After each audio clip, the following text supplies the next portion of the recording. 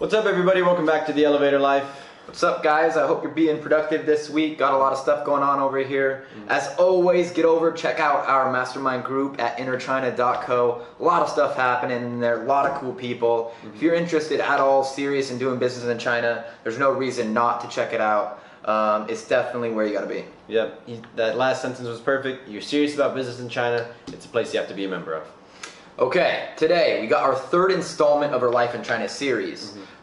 In our first episode, we talked about food, how to get comfortable eating here, how to get over your phobias of going into places that can be uncomfortable. Just got to throw yourself in there. Next episode, we talked about getting an apartment, an actual apartment and location that you're going to be happy with because it's crucial because it's a long-term commitment.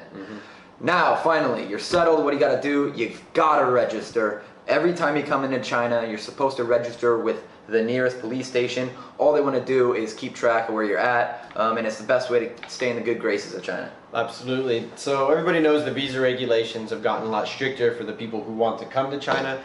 They're also tightening the leash for foreigners who are already here living in China. They've started to do more random checks, and if you're not registered, you can get a fine, you'll get into trouble. It seems like kind of a hassle, but it's just part of the game here that you're in China. This is something they expect you to do and stay on top of.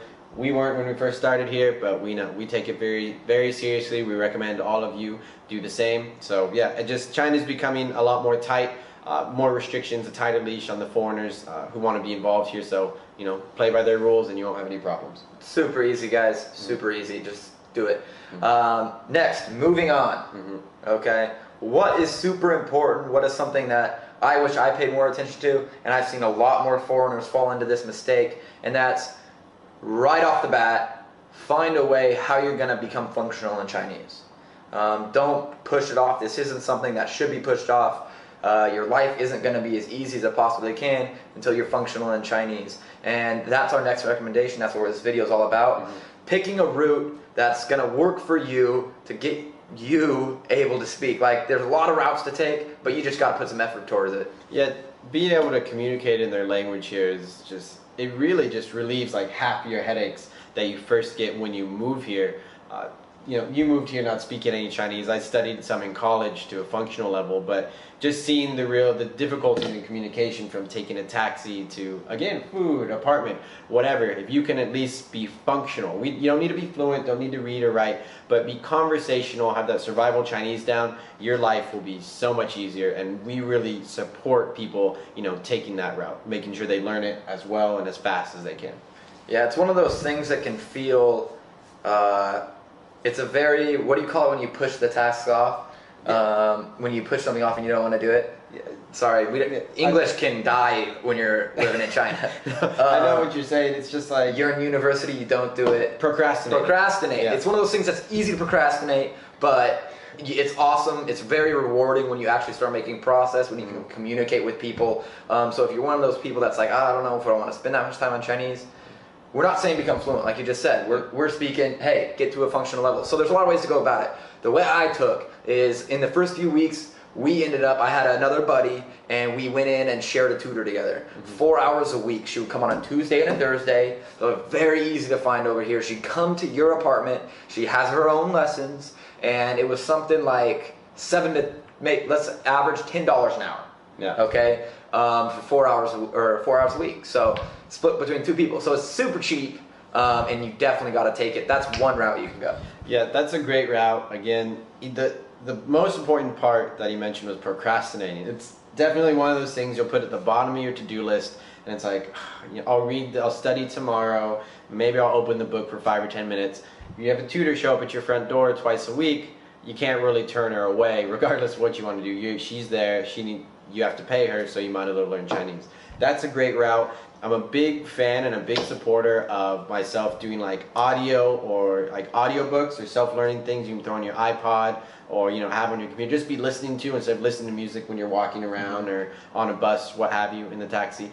And this is just a great way to hear a lot of the words, and then you start to recognize them, you know, more and more. And I think that's a great route to take as well. Yeah. Oh, I would actually pair that with the first route. Get like a Pimsleur course, get that on your iPad or iPhone, and whenever you're not having the tutor. But the thing about tutors and scheduled classes are they make you go. You feel obligated, you feel bad to cancel, and it makes you go. An iPod MP3 is just too easy to procrastinate, too easy to push off. Another way you can go, another way we see a lot of expats go is part-time enrollment in universities. Yeah, that's a big one. Okay, that can be very, very price friendly, and it's another way that it makes you get your butt in there. And so I would say having a private tutor on the bottom, entering in a university is the step up. You're gonna be taking a lot more serious classes. Okay, and I think that's got to be taken into consideration. It depends on how serious you want to get. Yeah, it's a couple $100 for a semester. You enrolled, 3 times a week, or it could be 5 days a week, and it's just, again, you have that accountability where you have those homework assignments. You have to show up on time. You have to study to show you're making progress. And again, a great way to really just force you to make sure it's something that you take care of.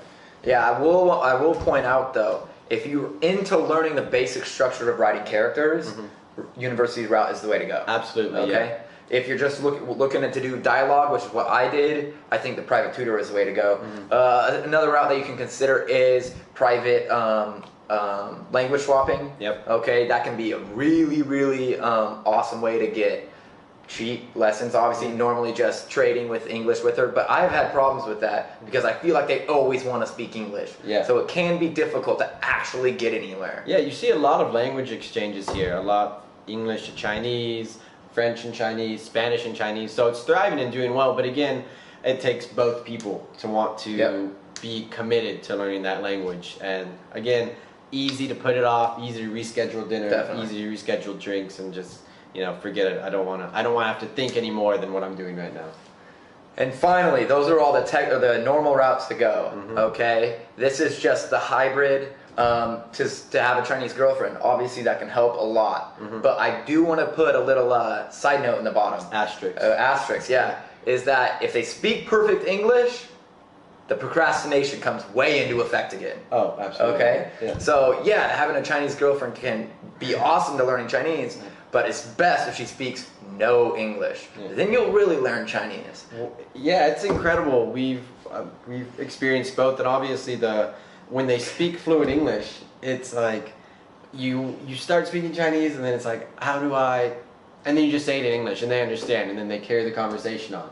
And then they're speaking Chinese to you. It's like, can you just speak English? I know you speak English. And I almost feel like they're like, when you want them to speak Chinese, they're like, really? Yeah. You're not very good, so. I'm just kidding. Yeah, what's the point? Come on. So it's like, yeah, again, that's a great route to take. But he said the less English they speak, obviously, the more it's going to take to really have those conversations that take a while and they get frustrating. But your level of Chinese will shoot up very quickly because it has to. That's how you communicate. Alright guys, that wraps it up for us. Point of the episode is get your butt into any kind of funnel that's going to allow you to speak Chinese, at least at a functional level, because it's super important to living a comfortable life, meeting people, your business, everything. Yeah, I say this episode applies to if you move anywhere.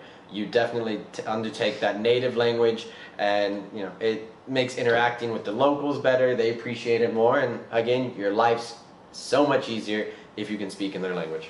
Alright guys, thanks for checking us out. Again, if you're interested in doing business in China, I urge you to check out innerchina.co for your sake. Stop wasting your time spending hours on the internet. There's a group of awesome people there. Yeah, so hopefully see you inside. Alright guys, cheers. Bye.